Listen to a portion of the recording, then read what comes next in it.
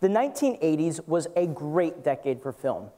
Back to the Future, The Breakfast Club, Ferris Bueller's Day Off, Stand By Me, and E.T. all dominated the box office. And still to this day, they are considered some of the best films ever made.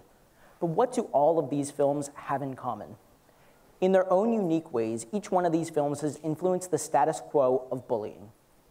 Not only have these films entertained us for decades, but have also shaped our sense of cultural and political awareness.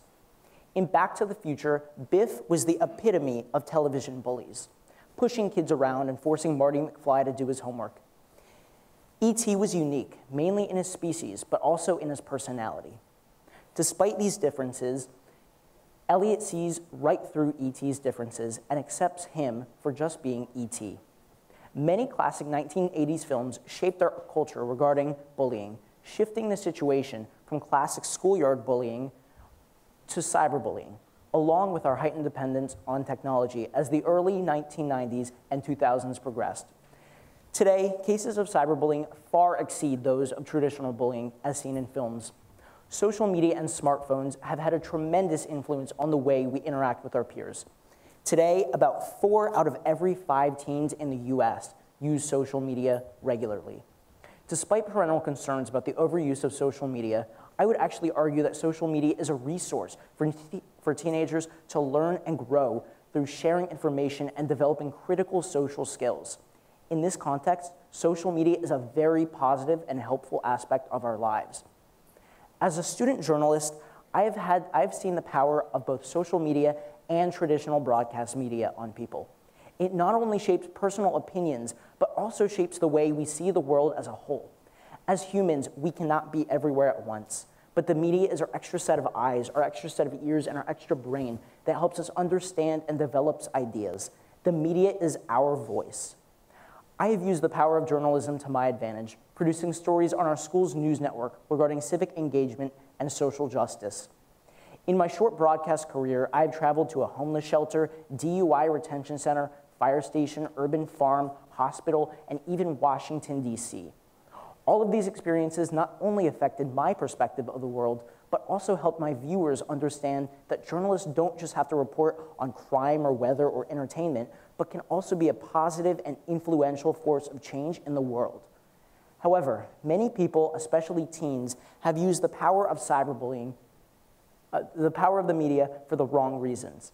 With technology readily available to us, the cyberbullying fire is only being fueled. Technology isn't bad, but the way we utilize it can be harmful. According to Stop Bullying, an online resource that strives to provide useful information from various government entities for the prevention of cyberbullying, has found that more teens statistically nowadays are being cyberbullied than ever before within schools. In fact, according to Intel Security, a whopping 89% of teens have seen cyberbullying firsthand. And according to the Cyberbullying Research Center, 1 in 3 teens have actually been cyberbullied. Cyberbullying has become a major problem for teens everywhere, no matter if they experience it as a bystander or a victim. Cyberbullying victims are made to feel helpless because the internet is public and permanent, and it's exactly why only 1 in 10 teens who are cyberbullied actually report it to their parents or guardians. Unlike traditional bullying, cyberbullying cannot be escaped. There is no off button. In traditional physical bullying, one has the power to just run away and not interact with the bully. Physical wounds heal, but mental scars do not. Cyberbullying cannot be escaped. Our interconnected world forces everyone, even if they do not know each other, to be connected in some way. The Friends of Friends Facebook concept easily explains this. Let's say that an embarrassing picture was posted on Facebook of Joe. Joe's friends all see that picture. Because Joe's friends know kids that Joe doesn't know, the kids that Joe doesn't know, or his friends of friends, can now also see that embarrassing picture. Now everyone has seen that picture, and even if it's taken down, everyone has already seen it. The damage is already done. Social media was not created for negativity. In the words of Facebook creator Mark Zuckerberg, when you give everyone a voice and give people the power, the system usually ends up in a really good place. So what we view our role as is giving people that power. Social media was intended to give people a voice, not suppress their dignity. I strongly believe that all forms of media have the power to be a positive force in our often negative and divided world. The media has so much power in shaping our mindsets.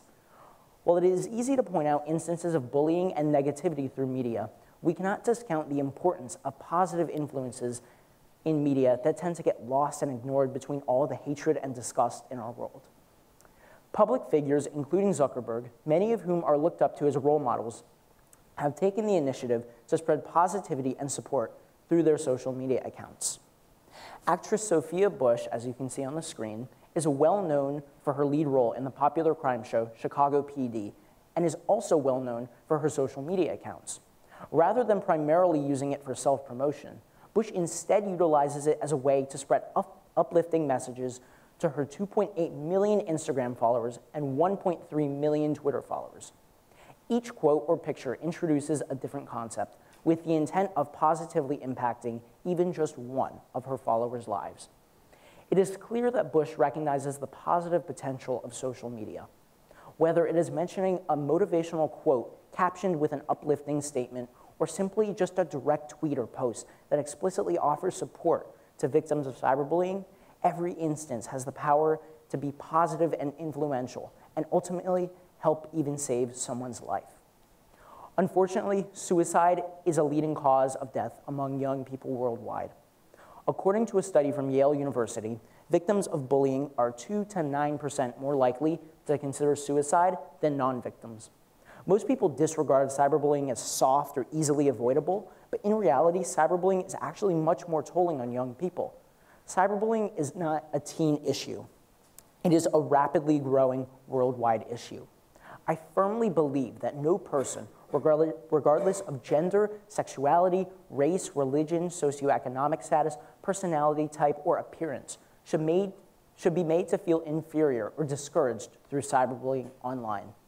I am fortunate enough to go to a school where cyberbullying is strictly prevented at an early age and where teens are aware of the consequences of cyberbullying, both on themselves and others. I hope that this TED Talk can further educate my classmates, as well as other viewers online, about how humans have the power to make others feel positive about themselves through social media, which has the potential to positively shape this world. So let's make encouragement, kindness, compassion, and empathy the next trending hashtags. Thank you.